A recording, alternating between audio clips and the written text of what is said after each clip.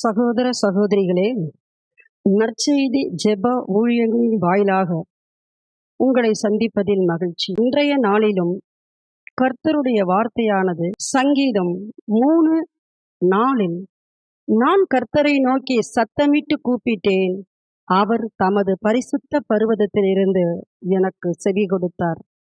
இந்த நாளிலும் இந்த வார்த்தையை கர்த்தர் நமக்கு கொடுத்ததற்காக நன்றி. கர்த்தரை நாம் சத்தமிட்டு கூப்பிடுவது மாத்திரமல்ல, அவர் எப்போதெல்லாம் நமக்கு செவி கொடுக்க வல்லவராய் இருக்கிறார், எந்த நேரத்தில் எந்த இடத்தில் நமக்கு செவி கொடுக்கிறவராய் இருக்கிறார். அவருடைய கற்பனைகளை நாம் காத்து கொள்ளும்படியாய், அவருடைய வார்த்தைகளுக்கு கீழ்ப்படும்படியாய் இருக்கிற போதெல்லாம் கர்த்தர் நமக்கு செவி கொடுக்கிறவராய் இருக்கிறார்.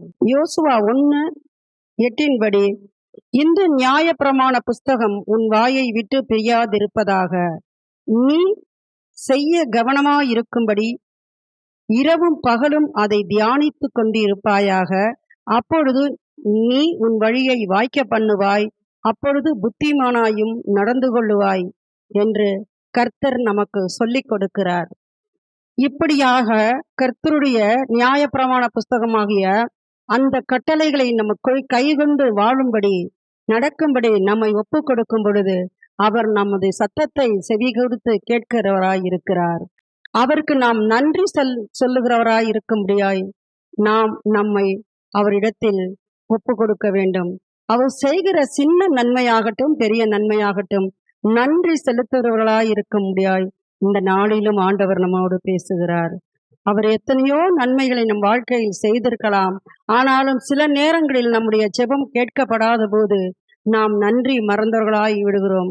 இந்த நம் கடவுள் நமக்கு என்ன செய்தார் என்ற சலிப்போடு அவர் செய்த நன்மைகளை மறந்து விடுகிறவர்களாய் இருக்கிறோம். அப்படி இல்லாதபடிக்கு அவருடைய கட்டளைகளை கைகொண்டு அவருக்கு நன்றி செலுத்துகிறவர்களாய் இருக்கிற பொழுது அவர் நம்முடைய சத்தத்தை செவிசாய்த்து கேட்கிறவராய் இருக்கிறார், பதில் கொடுக்கிறவராயும் இருக்கிறார். இந்த நாளிலும் நாம் ஜெபிப்போம். ஆண்டவரே, இந்த நாளிலும் நாம் சத்தமிட்டு உம்மை கூப்பிடுகையில் நீர் செவிசாய்த்து கேட்கிறவராய் இருக்கிறபடியாலே உமது கட்டளைகளை கைகொண்டு நான் வாழும்படியாக இடப்புறம் வலப்புறம் சாயாதபடிக்கு அப்பா உம்மோடு கூட உம் வார்த்தைகளை சார்ந்து சுய புத்தியில் நான் வாழாமல் உமது வார்த்தையின்படி வாழ இந்த நாளில் நாங்கள் எங்களை ஒப்பு கொடுக்கிறோம் ராஜா. அது மாத்திரமல்ல ஐயா, அப்பா நீ செய்த அத்தனை நன்மைகளுக்கும் நாங்கள் நன்றி செலுத்துகிறோம். நன்றி ஆண்டவரே, இது எந்த நாளிலும் மறவாதபடி நான் நன்றிகளை செலுத்தவர்களாய் இருக்கிறோம் சுவாமி. இந்த நாளில் எங்கள் ஜெபத்தை கேட்டு அதுக்கு பதில் கொடுக்கிறவராய் இருக்கிறீர். அதற்காக நன்றி செலுத்தி ஜெபிக்கிறோம். இயேசு கிறிஸ்துவின் நாமத்தில் ஜெபிக்கிறோம். எங்கள் ஜெபம் கேளும் ஜீவனுள்ள நல்ல பிதாவே, ஆமென்.